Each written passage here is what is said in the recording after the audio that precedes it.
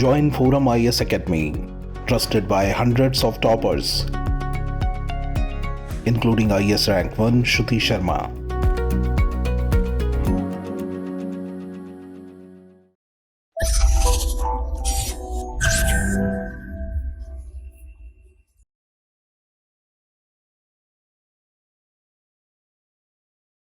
Hello friends, this is Gautam Pandey coming up with the next round of News Simplified. In this video, we will discuss about Munich Security Conference और साथ ही साथ ये भी समझेंगे why it's shrouded in controversy. तो first of all, let's see why it in news. आखिर ये MSC Munich Security Conference news में क्यों है, पहले जरा उसको समझते हैं. देखिए, recently during the Munich Security Conference, billionaire investor George Soros said that the allegation levied by US short seller Hindenburg Research against the Adani Group threatened to hurt investor confidence in India and might weaken Prime Minister Narendra Modi's hold on the government. Means हाल ही में Munich सुरक्षा सम्मेलन के दौरान अरबपति निवेशक George Soros ने कहा कि अदानी ग्रुप के अगेंस्ट में हिंडनबर्ग रिसर्च द्वारा लगाए गए आरोप इंडिया में जो इन्वेस्टर्स हैं उनके कॉन्फिडेंस को कम कर सकते हैं. एंड इन्होंने ये भी कहा कि ये रिपोर्ट प्राइम मिनिस्टर मोदी की गवर्नमेंट पे पकड़ को भी कम कर सकते हैं. तो जब से इन्होंने ये स्टेटमेंट दिया है तब से म्यूनिक सिक्योरिटी कॉन्फ्रेंस काफ़ी न्यूज़ में बना हुआ है एंड इससे रिलेटेड जो कंट्रोवर्सी है वो भी काफ़ी न्यूज़ में बनी हुई है. ये रहे वो पर्सन जॉर्ज सोरोस जिन्होंने ये स्टेटमेंट दिया है. So as a aspirant we should know about Munich security conference. हमें पता होना चाहिए कि ये म्यूनिक सिक्योरिटी कॉन्फ्रेंस क्या है, इसकी हिस्ट्री क्या है and why Munich security conference is shrouded in controversy. ये सुरक्षा सम्मेलन विवादों के घेरे में क्यों है ये भी हमें पता होना चाहिए. तो इन सारी बातों को इस वीडियो में डिस्कस करेंगे, समझेंगे म्यूनिक सिक्योरिटी कॉन्फ्रेंस क्या है, इसकी हिस्ट्री क्या है एंड रिसेंट जो कंट्रोवर्सी है वो क्या है उसे डिस्कस करेंगे. तो आगे बढ़ते हैं. First of all let discuss about Munich security conference. आखिर ये म्यूनिक सिक्योरिटी कॉन्फ्रेंस क्या है, पहले जरा इसको समझते हैं. देखिए, अगर म्यूनिक सिक्योरिटी कॉन्फ्रेंस की बात करें, so Munich security conference was founded by a German official and publisher Ewald Heinrich von at the peak of the cold war. Means Munich security conference की स्थापना एक जर्मन अधिकारी एंड पब्लिशर जिसका नाम इवाल्ड Heinrich walled था ने तब की थी जब कोल्ड वार में जो शीत युद्ध था वो पीक पर था. Starting in 1963, conference initially only focused on military issue and was mainly attended by western countries. Means जब 1963 में ये सम्मेलन स्टार्ट हुआ, ये कॉन्फ्रेंस स्टार्ट हुआ, तब स्टार्टिंग में इनका फोकस सिर्फ और सिर्फ जो मिलिट्री इशू थे उस पर होते थे, सिक्योरिटी से रिलेटेड मुद्दे ही यहाँ पर डिस्कस होते थे. एंड स्टार्टिंग में जितने भी वेस्टर्न कंट्रीज थे वही सिर्फ इसमें पार्टिसिपेट करते थे. बेसिकली ये जो MSC था, म्यूनिक सिक्योरिटी कॉन्फ्रेंस, उसका मेन एम था कि उस समय का जो USSR था, जो सोवियत संघ था, उसके अगेंस्ट में जितने भी यूरोपियन नेशन हैं उन्हें खुद को यूनाइट दिखाना होता था. दैट्स वाई इसे इस्टेब्लिश किया गया था, इसे फाउंड किया गया था. एक्चुअली ऑल वी नो कि 1947 से लेकर, ये पॉइंट याद रखिएगा, 1947 से लेकर 1991 के बीच में USSR एंड USA के बीच में कोल्ड वार स्टार्ट था.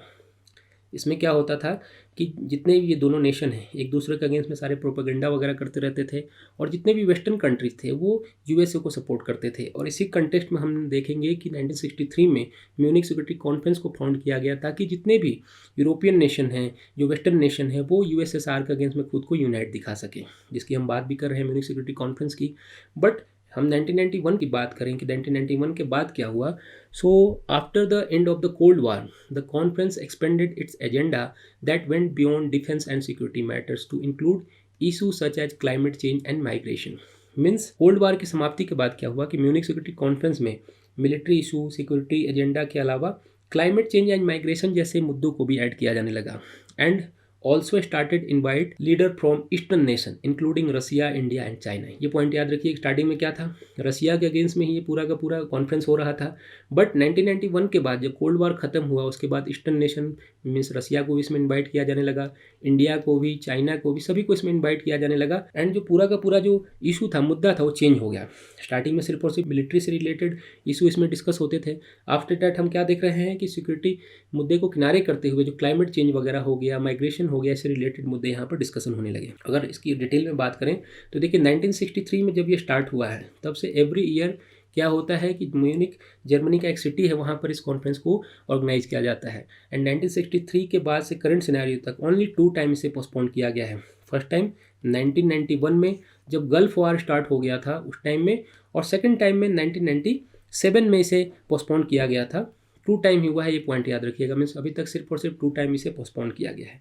एंड करंट म्यूनिक सिक्योरिटी जिसकी हम बात कर रहे हैं, ये 17 फरवरी से लेकर 19 फरवरी के बीच में ऑर्गेनाइज किया गया है 2023 में ही। और इसमें हमारे नेशन की तरफ से, इंडिया की तरफ से external affair minister S Jaishankar ने पार्टिसिपेट किया है। अदर नेशन के जो हेड है उन लोगों ने भी पार्टिसिपेट किया है, बट इंडिया की तरफ से एस जयशंकर जी ने इसमें पार्टिसिपेट किया है।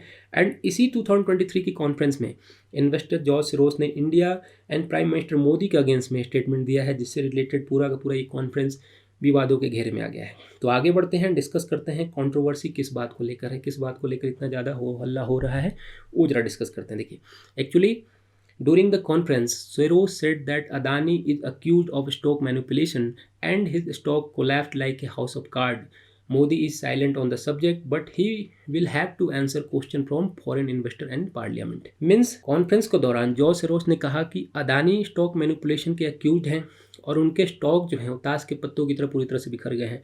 एंड इस पूरे के पूरे मुद्दे पर प्राइम मिनिस्टर मोदी जी चुपचाप बैठे हुए हैं।